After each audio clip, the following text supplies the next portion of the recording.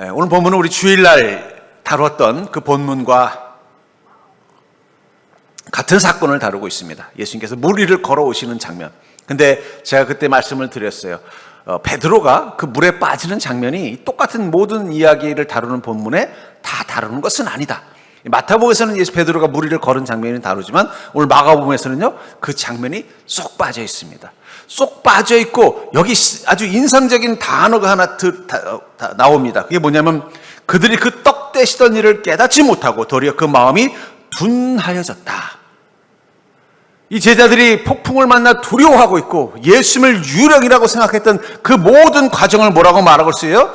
그들은 바로 직전에 오병이의 기적을 경험했음에도 불구하고 깨닫지 못하고 그 마음이 둔하여졌기 때문에 일어난 일이다라고 말하고 있습니다. 이 폭풍 속에서 제자들은 두려움에 가득했습니다. 그리고 그들이 두려움에 가득했던 이유를 뭐라고 말하냐면 그들이 깨닫지 못했기 때문에, 오히려 더 둔해졌기 때문에 일어난 일이다라고 말하고 있습니다. 여러분, 우리가 말씀을 깨달으면요, 어떤 일이 날까요? 말씀을 깨닫는 순간 우린 상황을 민첩하게 믿음으로 대응하게 됩니다. 말씀이 깨달아지면 깨닫는 끊는 게 아니라 이럴 땐 내가 믿음으로 이렇게 행동해야 되지는 정확한 답을 얻기 때문에 어떻게 돼요? 그 깨달은 대로 믿음대로 반응하게 된다는 거예요. 근데 그 말씀을 듣고도 깨닫지 못하면 여전히 어떻게 돼요? 우리는 둔하여져서 믿음으로 반응하는 것이 아니라 본능을 따라서 또 세상의 방식을 따라서 반응하게 되어져 있다는 것입니다. 그렇기 때문에 여러분, 우리는 주님의 말씀을 알고 그 말씀이 우리 가운데 믿음이 되어서 우리 삶을 믿음에 맞게 반응하도록 나아가는 것입니다. 이 예수님의 제자들이 폭풍을 만난 이 자리에 그들의 믿음이 살아있었다면 그들은 어떻게 반응했어야 됐을까요? 두려워하는 것이 아니라 찬양을 했겠죠. 나중에 이 베드로가 감옥에 갇혔을 때 어떻게 했다고 그랬어요? 폭풍은, 갈릴리 폭풍은 아니지만 감옥이라는 폭풍에서 그들은 어떻게 했다고요? 기도하고 잤다라고 말하고 있습니다. 두려워했던 모습이 하나도 나와 있지 않아요. 바울과 실라가 감옥에 갇혔을 때 그들은 어땠어요? 거기서 하나님을 찬양했다고 말했잖아요. 왜 그렇습니까? 그들의 믿음이 살아있었기 때문이에요. 둔하여지지 않았기 때문이라는 거예요. 그러니까 그렇기 때문에 우리가 어떨 때 두려움에 사로잡히느냐? 우리의 믿음이 둔해졌을 때예요. 옆 사람 보고 어떻게 믿음이 둔하십니까? 민첩하십니까? 예. 여러분, 운동할 때 운동 전에 하는 게 있어요. 몸풀기라는 거 합니다. 스트레칭을 합니다. 왜 할까요? 스트레칭을 해야 내가 가지고 있는 몸의 상태를 올려서 거기에 맞는 운동을 하기 때문입니다. 아무리 운동을 잘하던 사람도 오랫동안 운동을 안 해서 몸이 굳어져 있는 상태에서 갑자기 운동을 하려고 그러면 어떻게 될까요? 그럼 탈이 나는 거예요. 그러니까 제가 그래도 보긴 이래도 젊었을 때 제가 좀 무술도 좀 배웠습니다. 여러 가지 잡다한 걸 배웠어요. 근데 어느 날 갑자기 내가 무슨 생각이 들었는지 갑자기 젊을 때 제가 발차기 하던 생각이 나더라고요. 여기 평택에 여기 서정교회에서 있을 때였어요. 몇 년 됐습니다. 나도 모르게 갑자기 옛날에 멋지게 발차기 하던 생각이 나서 발차기를 쫙 했는데 갑자기 뚝 소리가 나는 거예요. 햄스트링이 찢어져가지고 엉덩이에서 허벅지까지 빨갛게 멍이 드는 거예요. 뭐 그렇게 세게 한 것도 아닙니다. 그냥 옛날에 하던 거 생각이 나서 내가 그때 참 멋있게 했어. 내가 한번 딱 했는데 스트레칭을 안 하고 했던 거예요. 갑자기 뚝 소리가 나더니 엉덩이에서 허벅지까지 빨갛게 멍들어가지고 의자에 앉기가 힘든 거예요. 운전하는데 막 아파가지고 한쪽 엉덩이를 들고 그렇게 한 일주일을 고생한 적이 있었어요. 근데 그때 깨달았습니다. 스트레칭이 참 중요한 것이구나. 내가 할 수 있는 일도 스트레칭 없이 하면 어떻게 돼요? 문제가 생기는 거예요. 육신만 그런 것이 아니라는 거예요. 믿음도 그렇습니다. 여러분들, 몸 운동도 계속 해야 그 상태를 유지하는 거예요. 안 하면 어떻게 돼요? 운동력도 퇴보가 되고 몸도 퇴보가 되고 갑자기 거기서 무리하게 하면 어떻게 돼요? 오히려 몸이 망가지는 거예요. 믿음도 살아있는 믿음을 유지하려면요, 스트레칭이 필요하다는 거예요. 방금 전에 오병의 기적을 경험했을 때 그 기적 속에 제자들도 함께 있었다는 사실을 기억하시기 바랍니다. 예수님은 떡을 몇 개나 떼셨을까요? 한 번밖에 안 떼셨어요. 그럼 5,000명이 먹는 그 많은 분량은 누가 뗀 거예요? 제자들의 손에서 일어난 거예요. 그럼 기억하시기 바랍니다. 제자들이 떼는데 어떤 일이 난 거예요? 계속 자기들도 떼면서 놀랐을 거예요. 이게 무슨 일이야? 아니 방금 하나 뗐는데 왜 또 하나가 생긴 거지? 예수님은 딱 한 번 떼서 줬어요. 나머지는요, 제자들이 그 일을 경험한 거예요. 자기 손에서 일어난 하나님의 권능을 경험한 것입니다. 그 뜨끈뜨끈한 놀라운 이적에 대한 기억을 가지고 그들이 지금 배를 타고 가고 있었어요. 오래된 것도 아니에요. 하루도 안 지난 거예요. 근데 폭풍을 만나자 그들의 믿음이 둔해져서 어떻게 돼요? 또 예전에 그 예수만 알지 못하던, 하나님의 권능을 경험하지 못하던 그 믿음 없는 자의 모습으로 겁을 먹고 있었다라고 말하고 있다는 것입니다. 전 그러면서 여러분들, 우리는 온전한 믿음으로 살기 위해서는 영적인 스트레칭이 있어야 됩니다. 특별히 하나님의 권능을 경험하는 그 날선한 믿음을 유지하려면요, 영적인 스트레칭을 해야 돼요. 어쩌면 금요 기도회는 바로 영적인 스트레칭의 시간입니다. 우리의 둔해진 믿음을 회복하는 것입니다.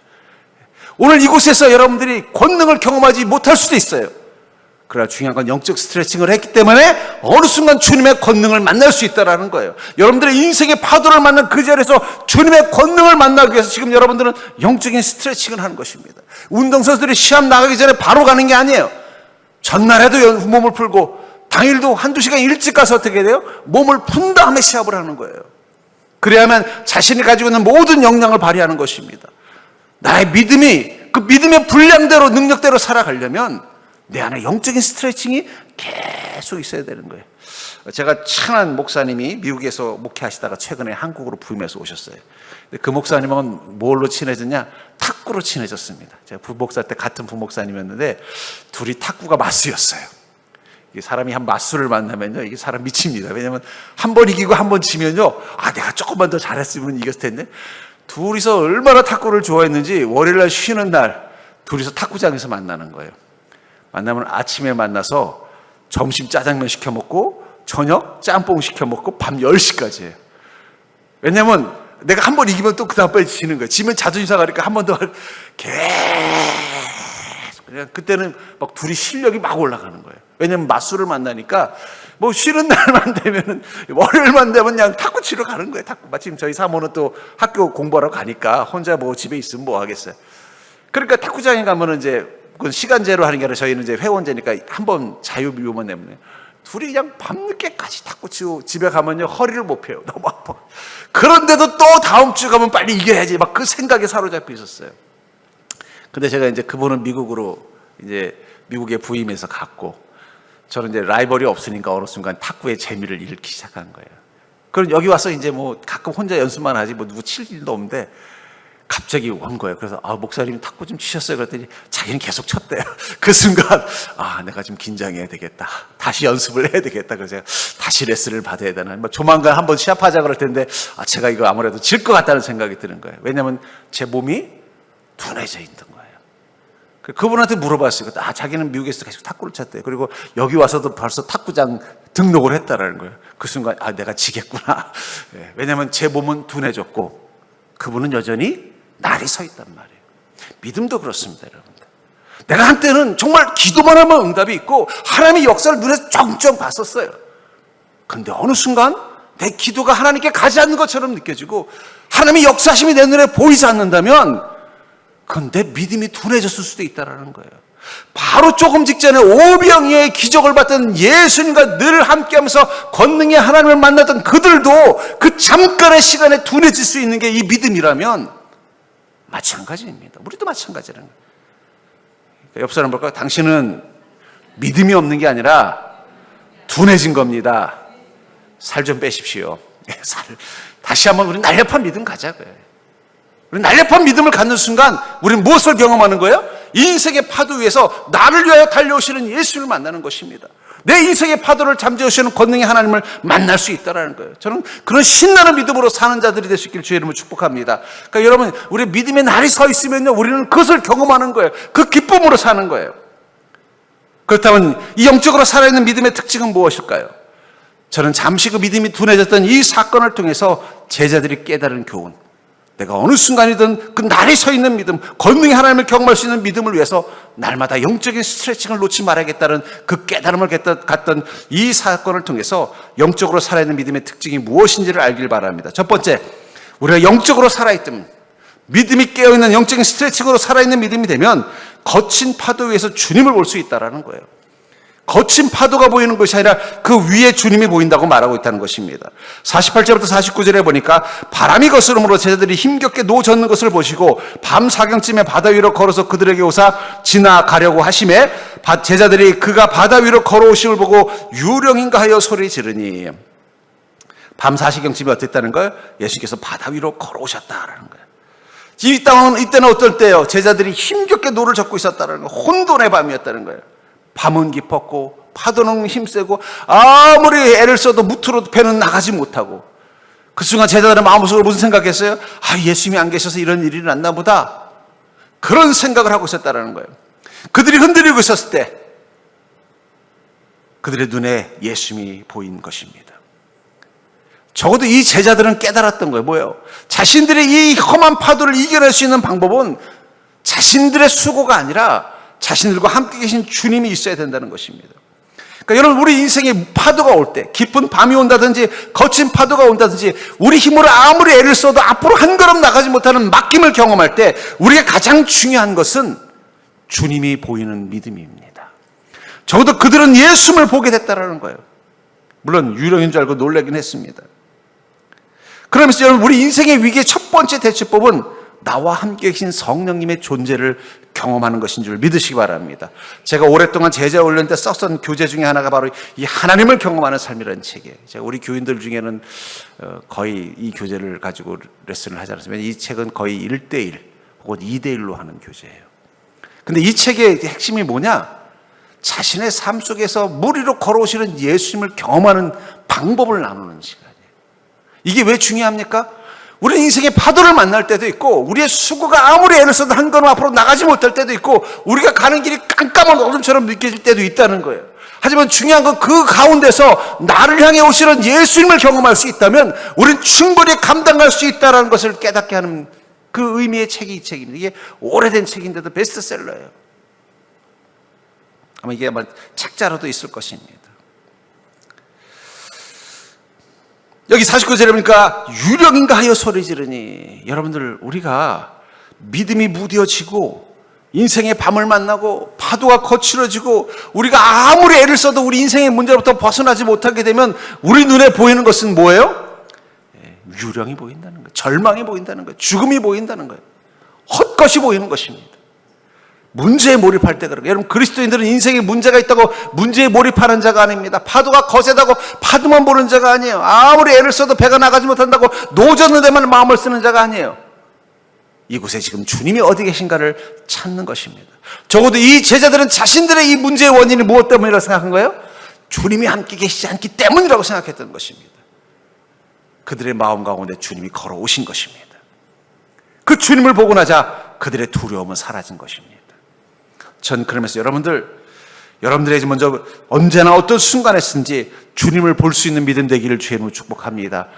여러분들이 만약에 지금 내가 마음이 밤이에요, 자꾸 힘들고 낙심되는데 주님이 안 보인다, 그럼 내 믿음이 무뎌진 거예요.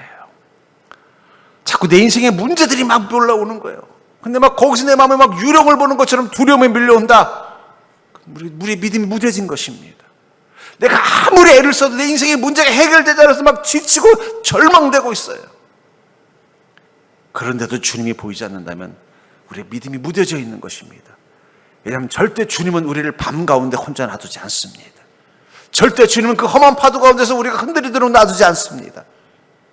절대로 우리 애쓰고 수고해도 하나도 해결하지 못하는 이 낙심과 절망의 가운데 주님은 그대로 놔두지 않는다는 거예요. 엘리야 보세요. 엘리야 주님을 위해서 열심을 다했는데 결과는 뭐예요? 이세벨에게 미움받아가지고 이제는 엘리야를 죽이려는 청부업자들을 보냈어요. 도망을 얼마나 그 순간 공포가 밀려오니까 그는 어떻게 됐어요? 유대 광야로 숨어들었습니다. 그리고 로뎀나발에서 어떻게 돼요? 죽기를 청해요. 주님이 그냥 놔뒀어요? 오셔서 어루만져 주시잖아요. 하나님 그런 분이 아닙니다. 구약의 하나님은 그런 분이 아니에요. 신약의 예수님은 좀 어루만져 주시지만 구약의 하나님 중에서 하나님이 어루만져 준 사람 나오는 거 보셨어요? 기껏해야 아브라함아, 네가 너의 아들 이삭을 아끼지 않냐니 네가 나를 사랑하는 줄 이제야 아노라, 이 정도예요. 근데 엘리야에게는 어떻게 하셨다고 말하고 있어요? 천사를 보내서 어루만져 주셨다니. 어루만졌다는 건 뭘 말하는 거예요? 와서 등 도덕해주면서 그의 지친 마음에 힘을 불어넣어주고, 그걸로 끝났어요? 먹을 물과 마실 물과 먹을 음식을 주면서 힘을 내라고 말씀하시죠. 여러분들, 주님 절대 밤 가운데 혼자 놔두지 않습니다. 절대로 파도 가운데서 혼자 좌초되기 절망하고 놔두지 않으신다는 거예요. 아무리 열심히 살아도 내 인생이 헛수고처럼 느껴지는 그 시간 가운데 매몰되도록 놔두지 않는다는 거예요. 근데 왜 그렇게 느껴지느냐? 내 믿음이 무뎌졌기 때문이에요. 그 순간 내 믿음이 살아있으면요, 주님의 어루만지심이 보이는 거예요. 주님의 위로하심이 보이는 거예요. 주님이 하늘에 빛이 되는 것이 보이는 거예요. 그 파도 위를 걸어서 내게 오시는 주님이 만드신 길이 보이는 거예요. 그럼 그 순간 우리는 어떻습니까? 일어날 수 있는 것입니다. 전 여러분들이 살아있는 믿음으로 하루하루 사는 자가 되길 주의 이름 축복합니다. 그러니까 자꾸 여러분들의 마음에 유령이 보이는 것처럼 막 두려움이 밀려올수록 더 어떻게 된다고요? 주님, 내 믿음의 스트레칭, 내 믿음이 살아있게 해주옵소서. 어떻게 해야 됩니까? 뭐 방법은 없어요. 주님 만나는 자리에 계속 오십시오. 금요 예배 오셔서 계속 기도하세요. 스트레칭 한 번 했다고 끝나는 거 아닙니다. 주님이 보일 때까지, 그 파도를 잠재워 주실 때까지, 나와 함께 무리를 걸으라고 말씀하실 때까지, 이 어둠이 사라지고 그 빛이 있는 소망의 항구에 도착할 때까지 우린 계속 주님이 보여야 된다는 거예요. 주님을 경험해야 되는 것입니다. 그것을 위해서 여러분들이 이 금요 예배, 아니 모든 예배를 영적인 스트레칭의 시간으로 삼는 믿음 되기를 주의 이름으로 간절히 축원합니다. 두 번째로, 영적으로 살아있는 믿음의 특징은 인생의 바람도 하나님의 다스림 아래에 있음을 고백하는 것입니다. 여러분, 우리의 믿음이 살아있으면요, 인생의 바람도 뭐라고요? 하나님의 다스림 아래에 있다는 사실을 깨닫는다는 것입니다. 50절부터 51절에 보니까 그들이 다 예수를 보고 놀라미라. 예수께서 곧 그들에게 말씀하여 이르시되 안심하라, 너희 두려워하지 말라 하시고 배에 올라 그들에게 하시니 바람이 그치는지라 제들이 마음에 심히 놀랐니. 두려워 말라. 무엇에 대해서 두려워하지 말라고 말씀하신 게 아니에요. 너희들은 두려워하지 말라는 거예요. 파도 무서워하지 말라는 얘기가 아니에요. 배가 침몰할까 봐 무서워하지 말라는 거 아니에요. 네가 지금 물 위에 서 있다는 것을 무서워하지 말라는 거예요. 말라는 게 아니에요. 너는 무서워하지 말라는 거예요. 여러분들, 하나님은 우리에게 이렇게 말씀하십니다. 두려워하지 말아라. 근데 두려워하지 말을 수 있는 이유를 뭐라고 말해요? 내니 두려워하지 말라는 거예요. 너 앞에 내가 있는데 너는 왜 두려워하니? 여러분들, 깜깜한 밤길을 혼자 가는 건 두렵습니다. 그렇죠? 근데 한 두세 명 같이 가면요, 하나도 안 두려워요. 이상하죠? 뭐 혼자 가는 밤길이나 둘이 가는 밤길이나 뭐 다를 게 뭐 있어요. 근데 이상하게 혼자 가면 무서워요. 밤에 어머니가 심부름, 아주 늦은 밤도 아니죠. 옛날에 밤이 가서 뭐 종교야 가서 저 슈퍼에 가가지고 뭐 두부라도 사와라. 그러면 그 밤길이 얼마나 무서운지 몰라요. 그냥 깜깜한, 옛날에 또 가로등도 툭 하면 꺼졌잖아요. 골목길 막 그냥 저 빛 있는 쪽으로 막 뛰어가면 또 개들이 꽝꽝꽝 짖으면 그냥 더 무서워요. 막 가요. 가서 두부 사고 있는데 아버지가 오신 거예요. 너 여기 왜 왔어? 엄마가 두부 사오라 그랬어요. 그래? 두부 사고. 너 뭐 먹고 싶은 거 있어? 나 뭐 먹고 싶어? 그래, 사자. 하고 이제 약간 약주 한잔 드신 아버지가 거나하게 취해서 비틀비틀하면서 아이고 우리 새끼 이러면서 가면요, 그 밤길이 하나도 안 무서워. 조금 전까지만 해도 혼자 갈 때만 해도 무서워가지고 두부 있는 슈퍼까지 그냥 막 총알같이 그냥 뛰어가다가 그 술 취한 아버지지만 그 아버지랑 같이 오는데 하나도 두렵지 않더라는 거예요. 주님 그 말씀하시는 거예요. 너의 두려움, 너는 그게 파도 때문에 두렵다고 말하고, 너는 너의 인생의 이 어둠 때문에 두렵다고 말하고, 네가 아무리 애를 써도 해결되지 않는 인생의 문제 때문에 두렵다고 말하지만 아니야. 네가 두려운 건 나와 함께 있다는 사실을 잊기 때문이라고 말씀하시는 거예요. 그게 뭐라는 거예요? 내니 두려워하지 말라는 뜻이라는 것입니다. 여러분, 우리 그리스도인들은 폭풍 속에 걸을 때에도 평안을 얻을 수 있습니다. 왜냐하면 하나님의 음성이 임하기 때문이에요. 내가 너와 함께하니 두려워하지 말라. 왜냐하면 그 폭풍도 하나님이 다스린다는 것을 알기 때문입니다. 그 어두운 밤길도 우리 아버지는 어떻게 하지 못한다는 걸 알기 때문이에요. 여러분들의 인생의 길, 하나님이 함께 하신다면 두려워할 이유가 없습니다. 그렇다면 어떻게 해야 되겠어요? 인생의 바람이 불 때 첫째, 1절에 보니까 배에 올라. 주님이 우리 인생의 문제의 배, 그 연약함의 배, 흔들리는 배, 한 치 앞도 나가지 못하는 그 배 위에 올라오시도록 요청하는 믿음 되기를 주의 이름으로 축복합니다. 그러니까 여러분, 문제 가지고 우리가 어디로 가요?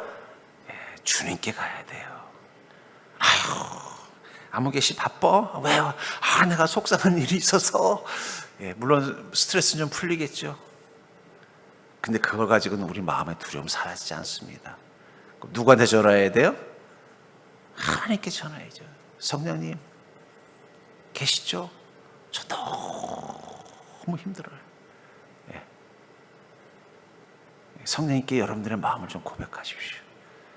이제 기도가 이게 좀 뭔가 좀 이렇게 뭐 하나님과 하는 게 뭐 허공에 하는 것처럼 느껴지면요, 제가 팁을 하나 드릴게요. 아이들이 어릴 적에 전화기 놀이할 때 쓰는 게 있어요. 뭡니까? 종이컵 2개에다가 실을 하는 겁니다. 종이컵에다가 실 하나 쫙 해가지고 십자가에다 묶어놓고 종이컵에다가 말하세요. 하나님 잘 들리시죠? 예수님 잘 들리시죠? 저 너무 속상해요. 저 너무 힘들어요. 저 너무 억울해요. 전화기 한번 들면, 저희 어머님 보니까 한번 전화기 한번 들면요, 기본이 3시간을 못 놓으시더라고요. 그게 무슨 얘기 하나 이렇게 들어보면요, 속상한 얘기 서로 나누고 있는 거예요. 물론 그것도 필요해요. 서로 위로도 되고 도움되고. 하지만 두려움은 없앨 수는 없어요. 왜냐하면 우리의 두려움은 주님 안에 있어야만 해결되기 때문에. 그럼 누구한테 가져와야 돼요? 주님께 가져와야죠.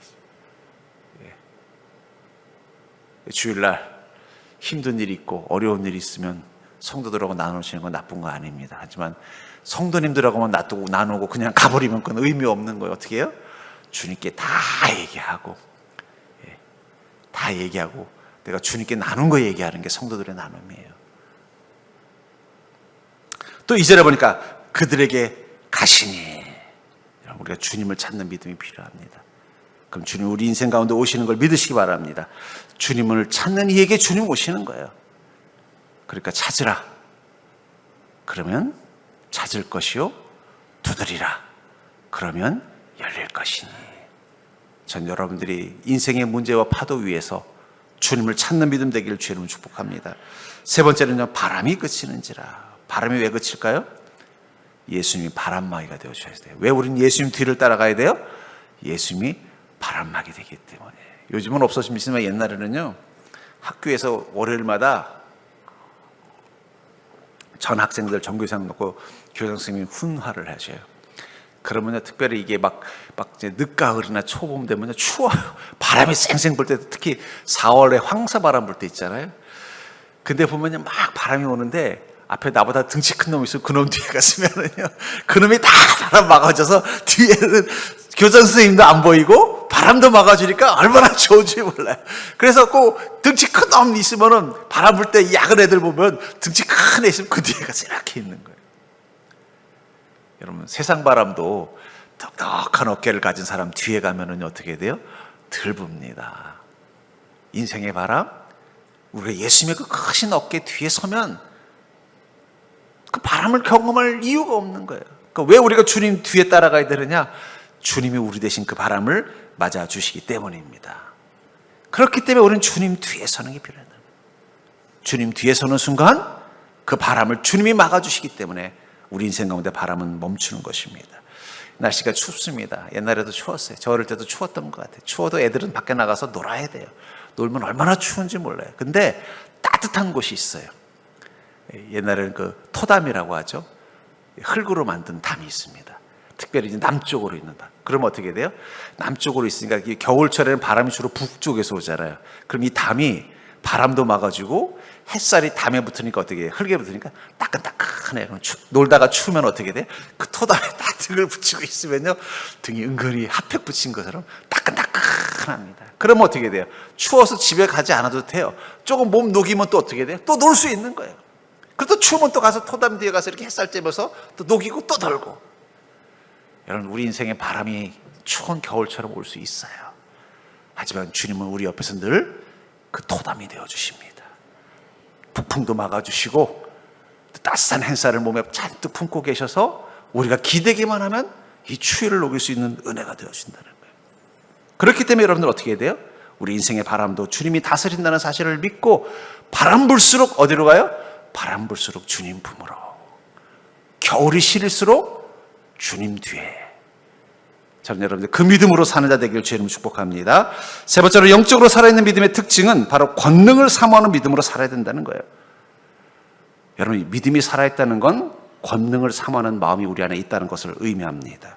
51절부터 52절에 보니까 배에 올라 그들에게 가시니 바람이 그치는지라 제자들이 마음에 심히 놀라니 이는 그들이 그 떡대시던 일을 깨닫지 못하고 도리어 그 마음이 둔하여졌습니다. 바람이 그치는 걸 보고 놀랬다고 말하고 있어요. 아니 예수님이 오병이어의 기적이 더 놀라운 걸까요? 바람을 멈추는 게 더 놀라운 걸까요? 제가 보기에는 오병이어의 기적이 더 놀라운 것 같은데 그렇지 않아요? 바람은 주님이 멈췄다고도 느낄 수 있지만 하필이면 그때 바람이 멈췄을 수도 있잖아요. 그렇잖아요. 주님이 바람을 꾸짖었을 때 바람이 멈췄다는 건 주님께서 꾸짖어서 멈출 수도 있지만 마침 그때 기후 조건이 바뀌어서 바람이 멈추려고 하는데 주님이 꾸짖었다고도 생각할 수 있잖아요. 하지만 보리떡 5개와 물고기 2마리가 5,000명을 먹이는 식량이 되는 건 이건 어떤 이성적인 판단을 가지고도 판단할 수 없는, 이건 오직 딱 하나, 이건 주님이 하신 일이에요. 그거보다 더 놀랄 일이 어디 있습니까? 근데 그들은 지금 바람이 멈춘 걸 보고 깜짝 놀랐다고 말해요. 그리고 그 이유를 뭐라고 말하고 있어요? 마음이 둔해졌기 때문이라는 거예요. 권능을 사모하는 것은 믿음의 기본입니다. 왜냐하면 우리가 만난 하나님은 능력의 하나님이시기 때문이에요. 예수님을 따라다닌 제자들의 눈에 보인 예수님은 어떤 하나님이에요? 권능의 하나님이었다는 거예요. 우리를 죄와 사망으로부터 구원하시는 그 위대한 권능, 이 땅의 가난과 고통과 슬픔과 외로움으로부터 우리를 구원해 주시는 권능, 불의와 악을 심판하시는 권능, 예수님은 권능의 하나님이십니다. 근데 교양신앙을 가진 분들은 권능의 하나님을 받아들이지 않아요. 제가 이렇게 보면요, 믿음도 교양신앙이 있고 진짜 믿음이 있어요. 교양신앙을 가진 사람들은 권능의 하나님을 믿지 않아요. 그들은 이성적이고 합리적이면서 그냥 자기 마음에 어떤 교훈과 안심을 주는 것에 만족하는 거예요. 근데 여러분, 그건 믿음이 아니에요. 그리스도인의 신앙은요, 믿음으로부터 나옵니다. 그 믿음은요, 나의 하나님이 어떤 하나님이라는 거예요? 나를 사랑하셔서 나를 위해서 언제든 내 인생의 바람을 잠재우실 수 있는 권능의 하나님이라는 것을 믿는 믿음이라는 것입니다. 그렇기 때문에 우리 인생의 믿음으로 반응하는 것은 결국은 뭐예요? 권능을 사모하는 거예요, 여러분들. 여러분들 권능을 사모하는 자가 되기를 주의 이름으로 축복합니다. 요리를 잘하려면 제일 중요한 게 있대요. 요리를 잘하려면 2가지가 있어야 된대요. 하나는 맛있는 음식을 먹어봐야 되고, 또 하나는 맛있는 음식을 구별할 줄 알아야 된다는 거예요. 그러니까 요리 못하는 분들의 특징이 뭐냐? 맛있는 음식을 먹어보지 못했거나 혹은 맛있는 음식과 맛없는 음식을 구별할 수 있는 능력이 없는 분들은 요리를 못한대요. 근데 평소에 맛있는 음식을 좋아하고 또 맛있는 음식과 맛없는 음식을 구별할 줄 아는 사람은요, 조금만 마음만 먹으면 요리를 잘한대요. 왜냐면 머릿속에 뭐가 있어요? 먹어보면 좀 싱거운데? 이건 좀 뭔가 간이 덜 맞은 거 알게 되는 거예요. 구분할 수 있는 거예요. 마찬가지라는 것입니다. 주님이 주시는 그 권능을 사모하는 사람들, 그리고 그 사모함으로 권능을 경험을 한 사람들은요, 어떤 믿음을 가질 수밖에 없어요? 그 은혜와 권능을 추구하는 믿음. 그 믿음을 믿기 때문에 더 믿음을 붙잡는 거예요.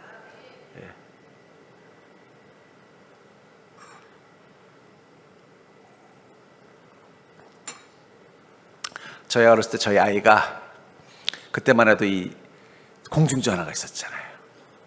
근데 한 번은 이제 그때만 해도 공중전화를 좀 쓸 때니까 동전을 넣으면 공중전화를 하고 나면 어떻게 돼요? 동전이 나면 툭 떨어지는 거예요.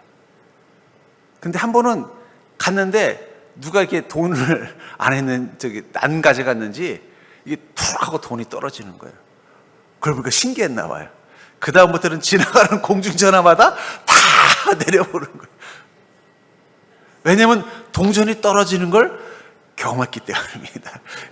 그 아이가 이제 커가지고도 내일 모레 시집 간다고 하는 거 참 신기한 세상입니다만은, 여러분들, 우린 주님의 권능을 한번 경험하면요, 그때부터 모든 순간 어떻게 돼요? 주님이 어떤 권능으로 내 인생 가운데 역사하실까를 기대하는 마음이 생기는 거예요. 저는 그게 살아있는 믿음이라고 생각합니다. 어느 순간 내가 주님의 권능을 기대하는 마음을 잃어버렸다면 내 믿음이 둔해진 거예요. 믿음이 살아있으면요, 우린 계속 믿는 것입니다. 어떤 것을 믿는 거예요? 하나님께서 나를 구원하셨음을 믿는 것입니다. 하나님께서 나를 구원하시기 위해서 은혜로 함께 하시는 것을 믿는 것입니다. 하나님이 나를 사랑하셔서 은혜로 함께 하셔서 내 삶의 모든 인생의 문제와 파도를 치리 오셔서 잠재우실 분이라는 것을 믿는 믿음이 있는 것입니다. 이 사건이 이 제자들에게 준 가장 큰 교훈은 뭐예요? 내가 어떤 파도를 만나도 주님은 반드시 내 옆에 계시고, 내 옆에 계시지 않을 때라도 반드시 주님은 나를 만나러 오실 거라는 믿음이 살아나는 것입니다. 그 확신이 그들로 하여금 환난을 겪고 어려움을 겪고 고난을 겪고도 여전히 잃어버리지 않는 믿음을 갖게 만든 비결이라는 거예요. 그러니까 여러분들, 좀 그리스도인은 좀 고난도 좀 겪어야 돼요. 하지만 그 고난 가운데 무엇을 경험하는 거예요? 나를 위해서 친히 그 무리를 걸어오시는 주님을 경험하는 것입니다. 그 맛을 알고 나면요, 고난이 두려운 게 아니라 주님이 언제 오시나를 보게 되는 거예요. 주님이 어떤 은혜로 함께 하시는가를 보게 되는 거예요. 그리고 우리도 모르게 주님을 만날 때마다 내 입술에서 나오는 단어가 있습니다. 그것은 바로 시편 119편 7절 76절이에요. 구하오니, 주의 종에게 하신 말씀대로 주의 인자하심이 나의 위안이 되게 하시며, 구합니다 주님. 여러분, 주시옵소서 나쁜 거 아니에요. 어떤 걸 구한다는 거예요? 주의 종에게 하신 말씀대로 주의 인자심이 나의 위안이 되게 해달라는 거예요. 이 위안이라는 단어 속에서 그런 지금 어떤 상황이라는 거예요? 폭풍을 만났다는 거예요. 어둠을 만났다는 거예요. 자기 인생에 어렵고 힘든 시간을 만났다는 거예요. 하지만 그의 마음에 무엇이 있다는 거예요? 내 안에 믿음이 살아있어서 나는 구한다는 거예요. 주님의 인자심이 임하여 주시옵소서. 전 여러분들 그 믿음이 살아있기를 주의 이름으로 축복합니다. 마가복음 5장 23절을 보면은 간곡히 구하여 이르되, 회당장 야이로가 주님께 달려왔습니다. 예수님이 회당장이라서 그 딸 살려준 거 아니에요. 그의 마음에 어떤 믿음이 있었다는 거예요? 간곡히 구하는, 예수님은 바로 나를 구원할 수 있는 권능의 하나님이라는 그 간절한 마음이 있었다는 거예요. 그래서 내 어린 딸이 죽게 되었으니 오셔서 그 위에 손을 얹사 그로 구원을 받아 살게 하소서. 주님이 그의 믿음에서 본 건 뭐예요? 주님이 손을 얹으면 죽은 내 딸이 살아날 것이라는 것을 믿는, 그 예수님의 권능의 하나님이라는 사실을 믿는 믿음을 주님은 보신 것입니다. 이 야이로가 평소 때 예수님하고 동행하던 제자가 아닙니다. 어쩌면 우연히 한번 예수님이 그 회당에서 말씀을 전하실 때 그 말씀을 통해 은혜를 받고 믿음이 생긴 자였을지도 몰라요. 그러다가 갑자기 자기 딸이 죽게 생겼을 때 그의 마음속에 떠오르는 건 뭐예요? 우리 딸을 살릴 수 있는 것은 예수님 한 분뿐이라는 사실을 깨닫고 그는 망설이지 않고 주님께 달려간 것입니다. 달려가서 뭐라고 말하는 거예요? 간절히 구합니다 주님. 내가 믿는 하나님은 권능의 하나님이십니다. 주님께서 손만 얹으면 내 딸이 나을 것을 믿습니다. 주님은 그의 그 믿음을 보고 오셔서 그 딸을 치료해 주신 것입니다. 우리가 잃어버린 믿음이 뭘까요? 간절히 구하는 믿음. 예. 여러분, 제가 기도에 마치고 제일 먼저 들어가서 모니터를 봅니다. 누가 그까지 기도하나? 누가 간절한 마음을 가지고 이 자리에 서 있는가? 누가 자기 인생의 파도 앞에서 이 회당장 야이로처럼 간절히 구합니다 주님. 내 인생에 손을 얹어서 이 파도 좀 잠재워 주세요. 이 어둠 좀 물리쳐 주세요. 주님 구합니다. 저를 주님께서 은혜로 베풀어 주실 수 있도록 주님 나를 위로해 주시옵소서. 누가 구하는가 보는 것입니다. 전 성경을 보면요, 하나님의 그 권능을 경험한 사람들의 공통점이 뭔지 아세요? 주시면 좋고 안 주시면 말고 하는 사람에게 하나님 은혜를 주는 걸 본 적이 없습니다. 간절히 구하는 자에게 주었지. 그게 어떤 문제이든 주님이 해결해 주지 않으면 살 수 없다라는 그 절박함을 가지고 주님 바라보는 믿음, 주님 일하면 해결할 수 있다는 그 확신 있는 믿음을 가지고 주님 앞에 구하는 자에게 응답하셨지, 그냥 주시면 말고 안 주시면 그만이고, 내가 오랫동안 주님이 안 주신 걸 보니까 이제 주님도 다 힘 떨어지셨네요, 이런 믿음 가진 사람에겐 주님 아무것도 하지 않아요. 주님의 힘이 떨어진 게 아니라 우리의 믿음이 둔해진 것입니다. 주님이 나에게 인색해진 것이 아니라 우리의 믿음이 둔해진 것입니다. 주님이 우리에 대해서 무관심한 것이 아니라 우리의 믿음이 둔해진 거예요. 근데 중요한 건 둔해진 믿음은 풀면 돼요. 예. 여러분 몸속에는 아직 남아 있습니다. 제가 그래서 그 다음에 한번 풀고 한번 차봤더니 뭐 옛날만큼 바로는 안 올라가지만 그래도 폼이 좀 나더라고요. 그래서 내 몸속에는 아직도 있구나. 아마 탁구도 그럴 거예요. 제가 다시 열심히 하면 돼. 그 목사님하고 이제 한번 붙어도 이제는 다시 밀리지 않는 옛날처럼 그냥 막 스트레스 받을 정도로 막 일승일패 할 거예요. 하지만 지금은 안 될 거예요. 왜냐하면 둔해졌기 때문입니다. 여러분들 안에는 하나님의 은혜와 권능을 누릴 수 있는 믿음이 다 있습니다. 다만 둔해졌어요. 어느 순간 주님을 잃어버렸기 때문이에요. 어느 순간 내 믿음이 무뎌져 버렸기 때문이에요. 그것만 회복하십시오. 그것만 회복하면 여러분들은 다시 한번 여러분들의 삶 가운데 함께 계신 그 하나님이 권능의 하나님이시라는 사실을 깨닫고 그 기쁨으로 사는 인생이 될 줄 믿습니다.